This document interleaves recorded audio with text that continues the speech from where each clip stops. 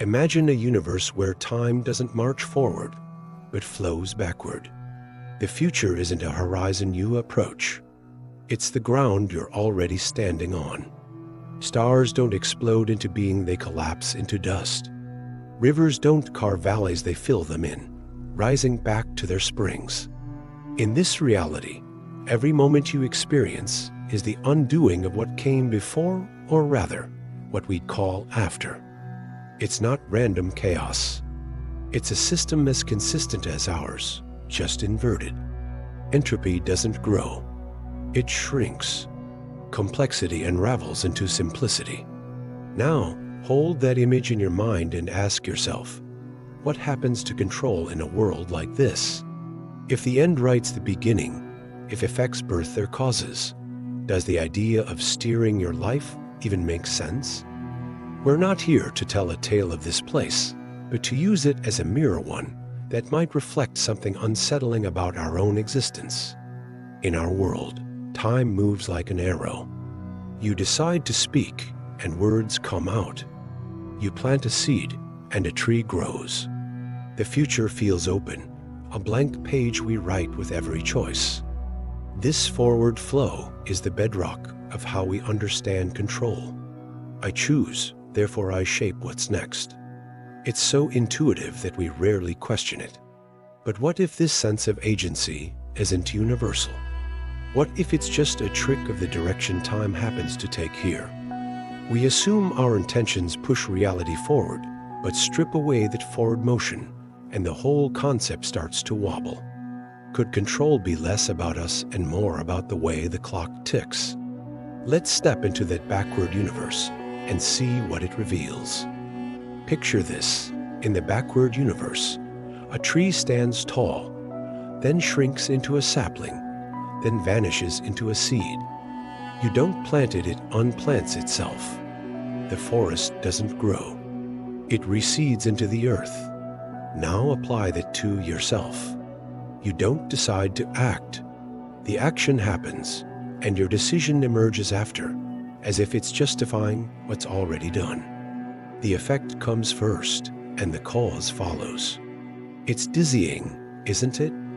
In our reality, we say, I chose this, so that happened, but there, it's that happened, so I chose it. The future isn't a possibility you sculpt, it's a fact you unwind. What does that do to free will? If your life's outcome exists before your first breath, are you driving or just along for the ride? Let's push deeper. In our world, identity builds over time. You're shaped by choices, experiences piling up like bricks in a wall. I am who I've become. But in a backward universe, that wall dismantles itself. You start as the sum of everything, every word spoken, every step taken, then unravel toward nothing. Yourself isn't a creation. It's a subtraction. Imagine experiencing life as a fading echo, where who you are is defined by what you'll no longer be. Does that make the self less real? Or does it expose something we overlook, that maybe our identity isn't as solid as we think, even here? If control is about building a self through time, what happens when time takes it apart instead? Now think about responsibility. Here, we tie it to choice. You're accountable because you could have done otherwise. But in a backward flowing world, that logic collapses. If the outcome precedes the intent, if the broken vase exists before you decide to drop it, can you be blamed? The action doesn't follow your will. Your will follows the action. It's as if the universe hands you a script you didn't write, yet you still perform it. This isn't about dodging guilt. It's about asking what guilt even means when the sequence flips. Does responsibility need a forward arrow to hold weight? Or are we clinging to a concept that only makes sense in our corner of reality? So, is control just a byproduct of forward time? In our reality, we see cause and effect as a chain we can tug. I act, the world responds. But in the backward universe, that chain runs the other way. The world acts and I respond. The difference isn't just mechanics, it's philosophy. Here, we feel like authors of our fate because tomorrow's unwritten. There, you're a reader, tracing a story already finished.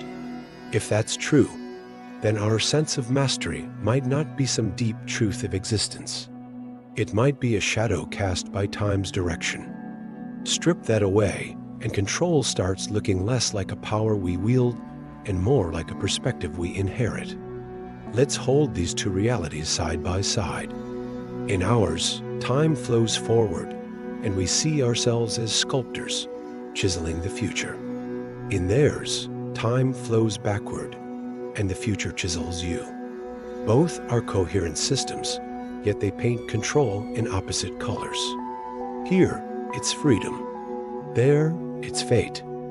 What's striking is how fragile our version feels when you tilt the lens. If flipping time's arrow undoes our agency, then maybe agency isn't as absolute as we assume. Maybe it's a gift or a trick of the way we experience the world, not a law carved into the universe itself. What does that say about how tightly we grip the reins of our lives? This backward universe isn't just a thought experiment, it's a challenge. It asks us to reconsider autonomy, not as a given, but as a relationship with time. We feel free because we face an open future, but if that future were fixed, would the feeling vanish? Or could freedom exist in acceptance, in moving with the current instead of against it? The contrast forces us to wonder, are we truly in control, or do we just enjoy the sensation of it? Perhaps our reality and theirs aren't so different. Perhaps we're all shaped by forces we don't fully see, forward or backward. The question isn't which is true. It's what we do with the doubt. So here's the synthesis. Control might not be a universal truth, but a story we tell ourselves, one that depends on time running from past to future. In the backward universe, that story falls apart, not because it's wrong, but because it's incomplete. We don't need to abandon agency. We need to see it for what it is, a fragile, beautiful illusion tied to how we perceive reality's flow. Recognizing that doesn't diminish us, it deepens us. It invites us to ask whether we'd still chase mastery if we knew the end was already set, or if we'd find meaning in something else, something less about steering and more about being. Take this with you. If time flowed backward, if your life's enshaped its beginning, would you still feel in control, or would you see freedom in letting go? We live in a forward world, but that question lingers. Every choice you make assumes a future you can mold. But what if that's just the angle you're standing at?